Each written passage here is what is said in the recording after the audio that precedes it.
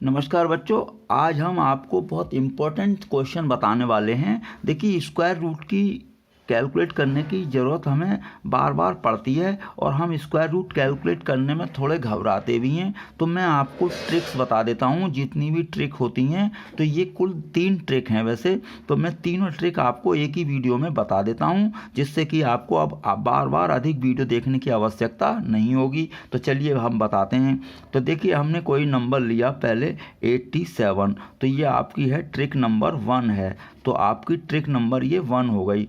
तो हम इसको क्या करेंगे, जल्दी से ये देखेंगे कि ये 87 किस स्क्वायर परफेक्ट स्क्वायर के नंबर के निकट है। तो ये 81 के निकट है। ये किसके निकट है? 81 के। तो 81 का स्क्वायर रूट कितना होता है? 9 लिख लेंगे और 87 को इससे डिवाइड कर देंगे।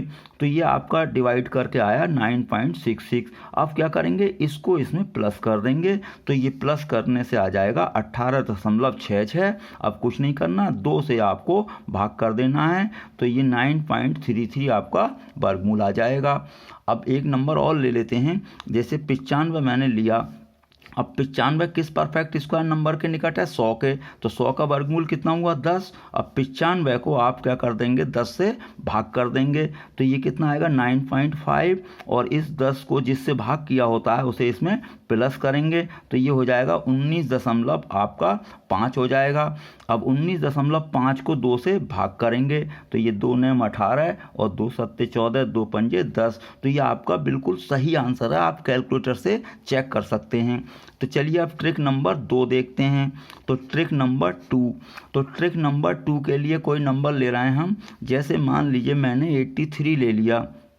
अब 83 को देखें कि इस परफेक्ट स्क्वायर नंबर के निकट है। तो ये 81 के निकट है। तो 81 का, अब ये 81 से ये अधिक है, कितने? 2 अधिक है। तो इस तरीके से आप हमेशा लिखेंगे, यानी कि 83 किसके परफेक्ट स्क्वायर के नंबर के निकट है? तो 81 के निकट है। और ये अधिक है या कम, वो भी पूरा बैलेंस लिख दें।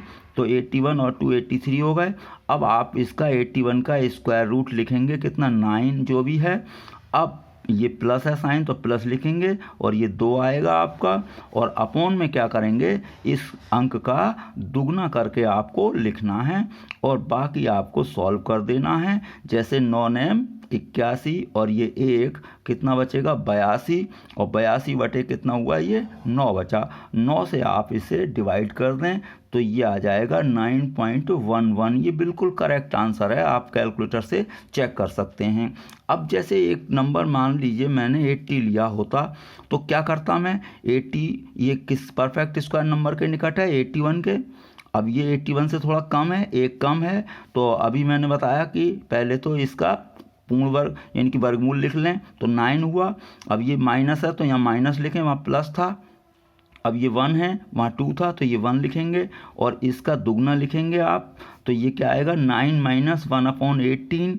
और बाकी आप इसको 18 से 9 की गुणा करके और 1 घटा देंगे तो ये 161 आ जाएगा, यानी 161। और इसे 18 से भाग कर देंगे तो इसे 18 से भाग करके ये आ रहा है आपका 8.94। तो ये आपका बिल्कुल करेक्ट आंसर है। अब ट्रिक नंबर तीसरी देखते हैं। तो ये आपकी बहुत पावरफुल ट्रिक है, इससे आप कहीं भी बड़े बड़े क्वेश्चन कंपटीशन वगैरह में कर सकते हैं। तो इसके लिए आपको याद रखने हैं, जैसे कि आपको याद होते ही हैं।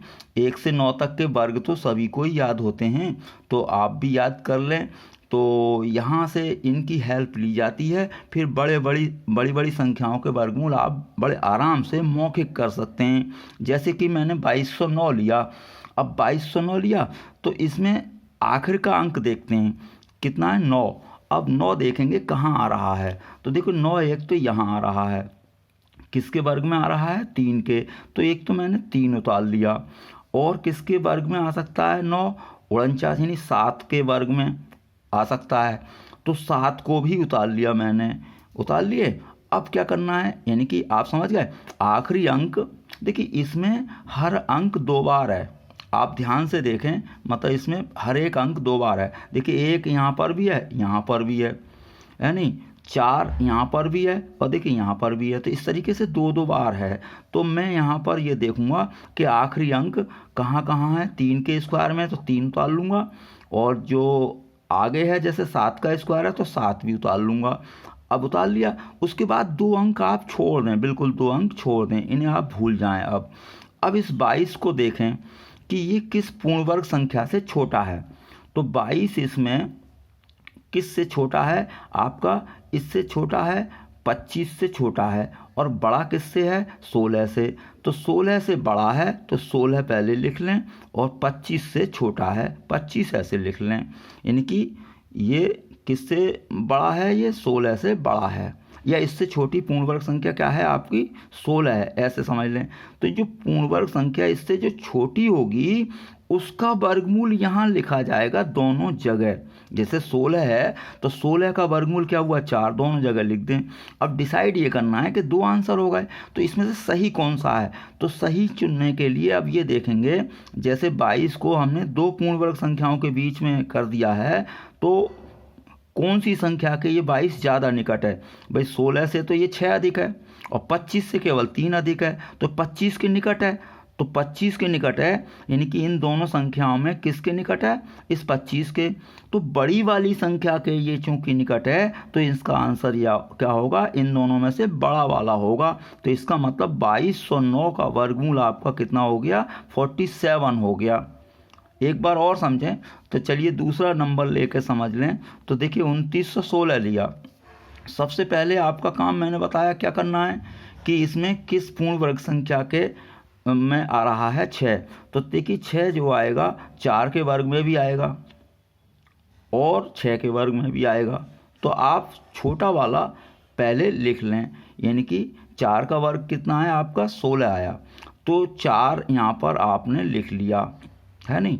और अब ये देखिए छोटा वाला हम सबसे पहले कौन सा लिखेंगे, छोटा। तो 4 के स्क्वायर में 6 आ रहा है, तो 4 लिख लिया मैंने। अब 6 के स्क्वायर में भी आ रहा है 6, तो 6 भी लिखूंगा मैं। तो सबसे पहले क्या लिखा, जो छोटा आया वो लिख लिया, फिर बड़ा आया वो भी लिख लिया, ठीक है। अब 2 अंक छोड़ दें यहाँ से। अब इन 2 को देखेंगे, तो 29 किस पूर्ण वर्ग संख्या से अधिक है, ये देखिए, या इससे छोटी कौन सी पूर्ण वर्ग संख्या है। 29 से छोटी है पूर्ण वर्ग संख्या 25। अब 25 का वर्गमूल 5 दोनों जगह आपको लिखना है। 25 का वर्गमूल दोनों जगह, यानी इससे जो छोटी पूर्ण वर्ग संख्या होगी उसका वर्गमूल दोनों जगह लिखना है। अब आपको डिसाइड करना है कि ये कौन सा छोटा वाला आंसर होगा या बड़ा वाला होगा। उसके लिए क्या करना है, अब 29 से बड़ा भी देखें पूर्ण वर्ग संख्या कौन सी है। तो 29 से बड़ी पूर्ण वर्ग संख्या क्या आ रही है आपकी, 36 आ रही है। तो ये 29 36 के बीच में और 25 के बीच में है, यानी 25 और 36 के बीच में है। इसमें ये देखेंगे, अब 29 के ये ज़्यादा निकट है, छोटी वाली संख्या, तो छोटा आंसर होगा। अगर 29 के बड़ी वाली संख्या निकट है तो बड़ा आंसर होगा। तो देखिए 29 से ये 25 केवल 4 अधिक है, और 29 से 36 7 अधिक है, तो किसके निकट हुआ, 25 के, नहीं छोटी वाली संख्या के। तो आपका आंसर क्या होगा, छोटा करेक्ट होगा। यानी कि इसका 2916 का वर्गमूल कितना हुआ आपका, 54 हुआ। तो इस तरीके से ये शॉर्ट ट्रिक वर्गमूल की है। तो मैं समझता हूँ आपके समझ में आ गई होगी। जब आप बिल्कुल प्रैक्टिस कर लेंगे तो बिल्कुल यहीं से बिना पेन चलाए आप मौखिक वर्गमूल कर पाएंगे। धन्यवाद।